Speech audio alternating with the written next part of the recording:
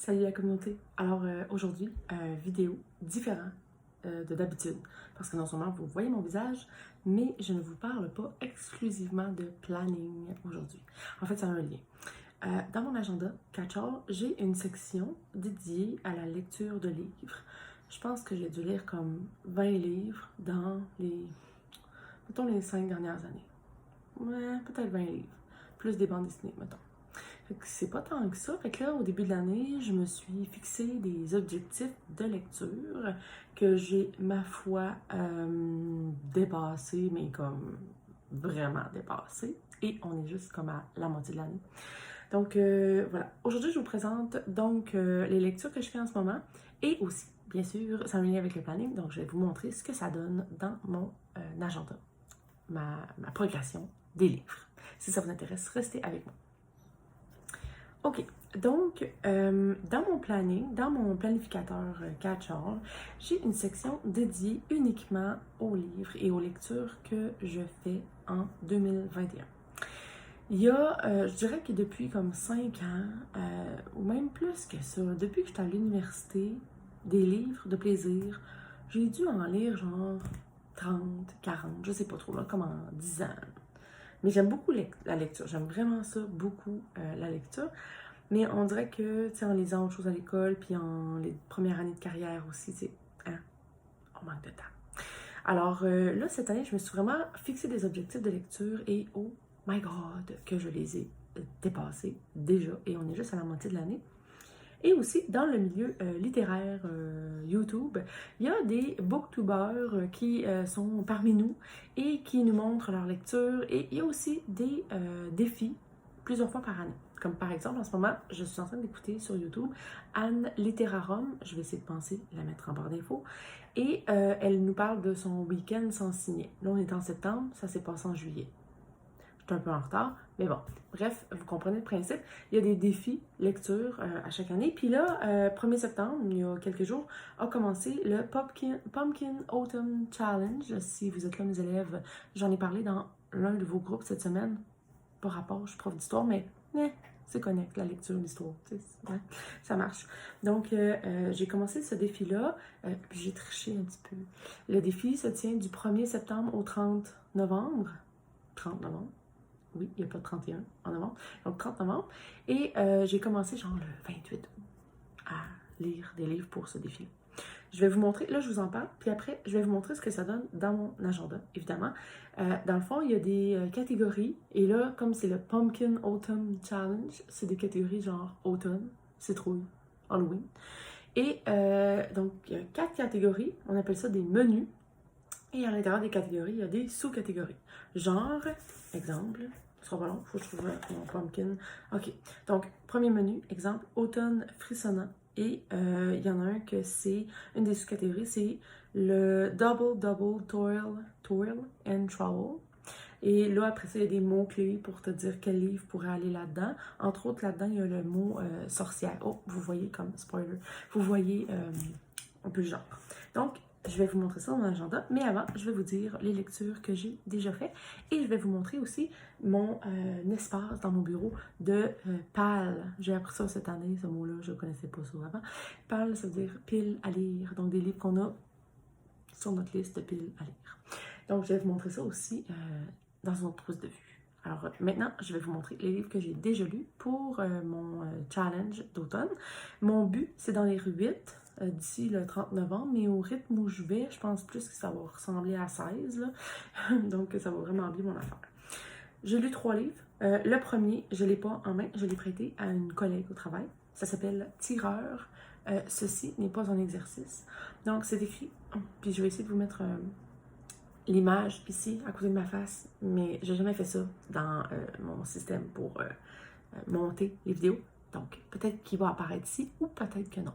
Donc, c'est écrit par une Ottavienne, donc une citoyenne de la ville d'Ottawa, et ça se passe dans une école secondaire, donc c'est un code blanc. Donc, lorsqu'il y a un tireur présumé dans une école, on appelle ça un code blanc. Et c'est ça. Donc, c'est 5 jeunes qui sont enfermés dans une salle de bain pour garçons. Ça pue. C'est sale. Et ils savent pas trop ce qui se passe à l'extérieur. Ils pensent que c'est peut-être une pratique. Donc, c'est vraiment très, très bon. Puis c'est quand même assez touchant au niveau de ce que vivent les adolescents, au-delà du fait qu'il y a un drame qui est en train de se produire autour d'eux, mais ils ne le savent pas encore, ben, ils ont comme tous des petits démons puis des drames intérieurs. Donc, c'est vraiment, vraiment intéressant. Si vous êtes anxieuse par rapport au code blanc, ben, peut-être pas le lire, par contre. Ça serait comme avisé. J'ai donné combien d'étoiles à Tireur? Parce que je cote aussi tous les livres que je lis. À Tireur, j'ai mis 3 étoiles et demie. 3 étoiles et demie, puis je vais regarder mon... Parce que j'ai comme des codes, puis ils sont associés à des choses. 3 étoiles, c'est-à-dire que j'aime et que je recommande. Mais tu sais, c'est pas le livre qui a marqué toute ma vie. Ok, deuxième livre que j'ai lu déjà pour le challenge, c'est Alice de Patrick Sénécal. Donc, lecteur averti, vraiment très très averti seulement. Donc, j'ai lu déjà évidemment le roman Alice, mais je l'ai lu 2, 3 fois. Je sais pas qu'est-ce que ça dit sur moi, mais j'aime beaucoup l'horreur de Patrick Sénécal, même si je suis vraiment peureuse d'envie. Donc, Alice, cette année, ils ont sorti donc la bande dessinée Alice. Et cette jeune femme va vivre des aventures qui, si vous connaissez l'histoire d'Alice au Pays des Merveilles, c'est cette histoire-là qu'elle vit, mais en 2000, avec des situations vraiment comme trash, genre drogue. Ça vous donne une idée. Donc, c'est quand même assez public averti, encore une fois, mais c'est vraiment, vraiment bon. Je vous dirais que, par contre, la bande dessinée, là, et je pense que c'est écrit, là, puis je pense même que si vous avez genre pas 18 ans, vous pouvez pas le louer à la bibliothèque. C'est à ce point. C'est très, très explicite. Donc, public averti. Mais bon, moi, j'aime beaucoup ça. Cette histoire-là, j'aime vraiment beaucoup ça. C'est vraiment bien fait. Finalement, puis j'ai donné combien à Alice?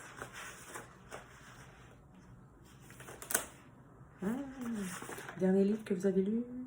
4 étoiles. 4 étoiles pour 2 raisons. Premièrement, j'adore l'histoire, mais je la connaissais déjà. Vraiment bien.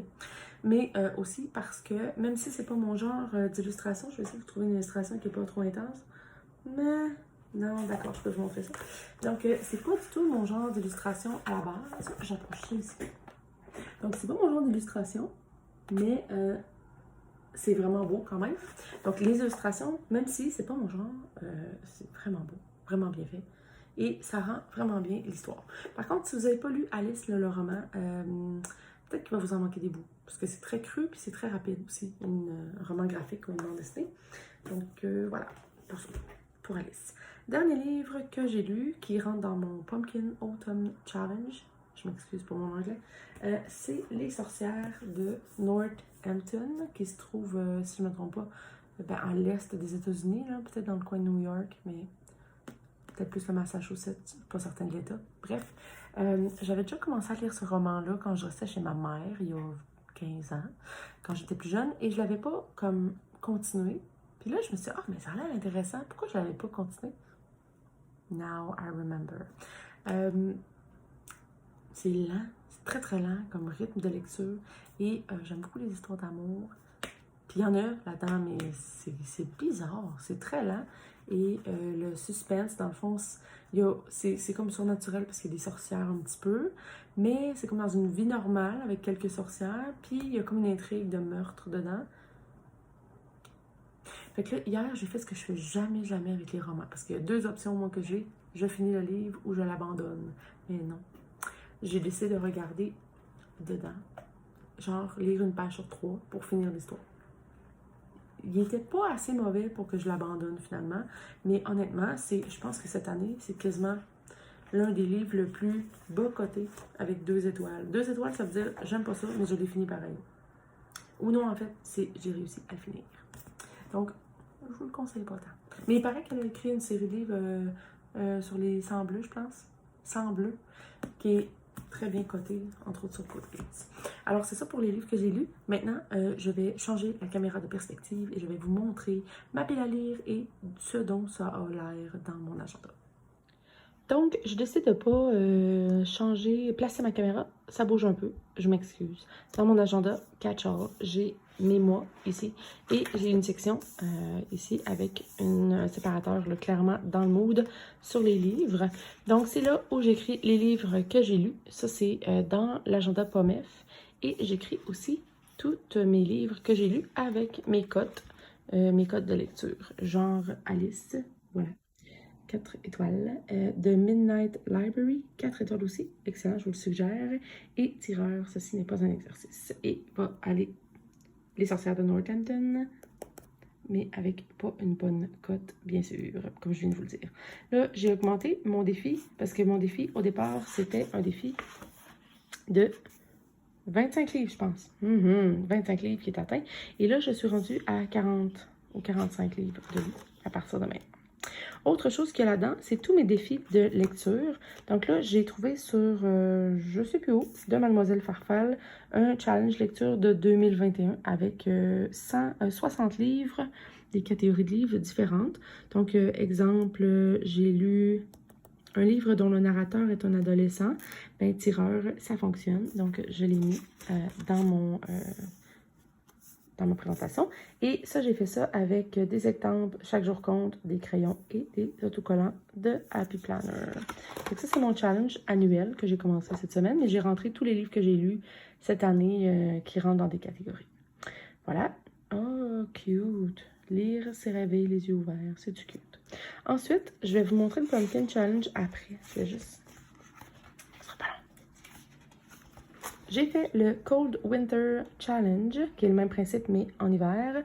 Et j'ai écrit les livres que j'ai lus, mais je les ai pas tous lus. Donc, j'ai lu les livres ici, Home Alone, Karate Kid, ce sont des livres jeunesse, genre graphique.